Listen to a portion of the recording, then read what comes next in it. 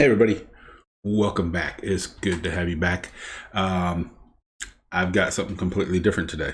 I told you I like to find music you've never heard of, which usually means I'm going to listen to music I've never heard of. And I was kind of going down through some rabbit holes. A bunch of suggestions are coming in on comments. And so I was looking at a few things and I happened across a video, a thumbnail really, that I had never seen, never heard of, and have no idea what it is. The only thing I know is that the artist is called Nini Music. The name of the song is Longma, and it's Taiwanese folk metal. That's all I know about it. I know that Longma is Chinese for dragon horse. I read that in the description. Other than that, I have no idea what this is. So we're going to find out what it is together, good or bad. We're going to evaluate it. So please, I'm going to need your comments down here to let me know what you think about this. Right now, this has about 850,000 views in it. It looks like it came out middle of July. I believe it did. Excuse me. Yeah, it came out July 18th. It has about 130, almost 830,000 views. So it's popular somewhere. But I've never heard of it. And it's Taiwanese folk metal. So I'm all about checking it out and seeing what this is like. So without any further ado, here we go.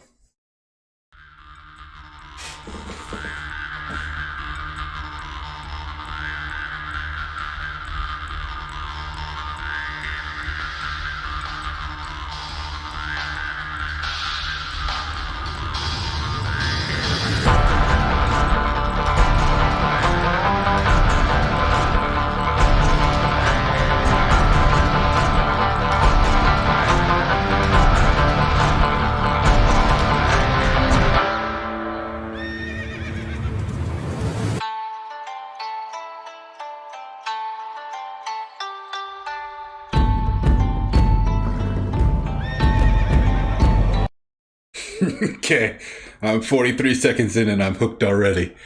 Holy cow! Like I'm getting like some really the Who kind of vibes here, but it's tricky, man. I don't know. I have no idea what that instrument is called. Looks like it has 3 strings on it. But so far, I'm really digging that sound. So yeah.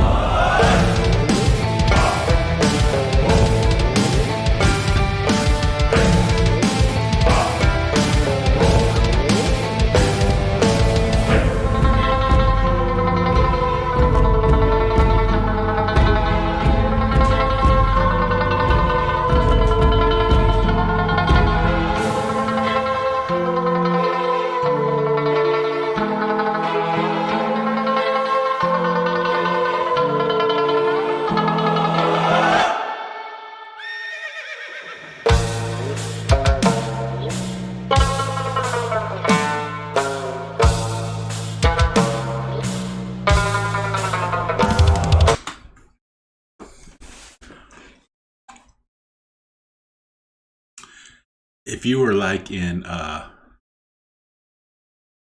you're like in one of those old kung fu movies, you know, it's set in like in the 1800s or something, maybe 1700, you know, back in the Han Dynasty or something, you know, one of the older kung fu movies, and you walked into like some little village and some little bar, and there's some guy playing this instrument, and this dude's like eons ahead of his time, just trying to get that death metal urge of him out, but he's stuck in like pre-electric guitar, pre-death metal time, so he's just trying to like get it out. That is exactly how it would sound. That That's how it would sound. It was this guy. Everybody in the bar was looking at this guy like, "What is wrong with you? Why are you? What are you playing?" So I don't know. Interesting that I don't know what this instrument is. If you know, please leave me a comment and let me know what this instrument is. It's really intriguing. It's got a very long, thin neck on it with no frets. So that means that she's playing this thing strictly by feel, which is some sometimes like how a sitar is played, and vaguely reminiscent of one. Uh, but she's got some really crazy sounds coming out of it, and she's changing her pacing on it, a little discordant there. And since it's Taiwanese folk metal, I'm one of the best that she's probably taken some Taiwanese folk song and like upgrading it and putting metal behind it with the drums and everything else behind it. But she's playing the folk part of it. Really cool.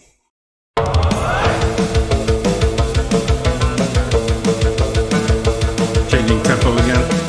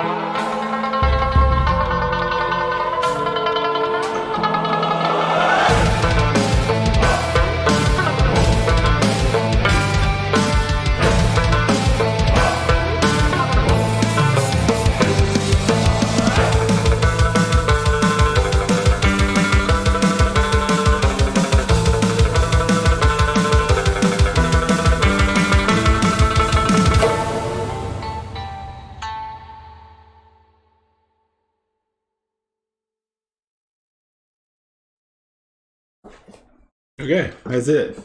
Nini music, Nini music. I'm sold. That was great.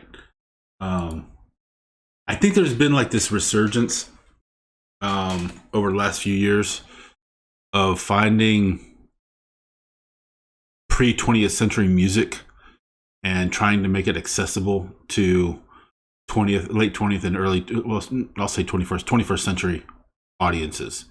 You saw Metallica do it famously with Whiskey in the Jar, Dropkick Murphys, and some of those other bands, Flogging Molly, do it really well. They play a lot of classic Irish pub songs, and just upgrade it into modern electric guitars and drums.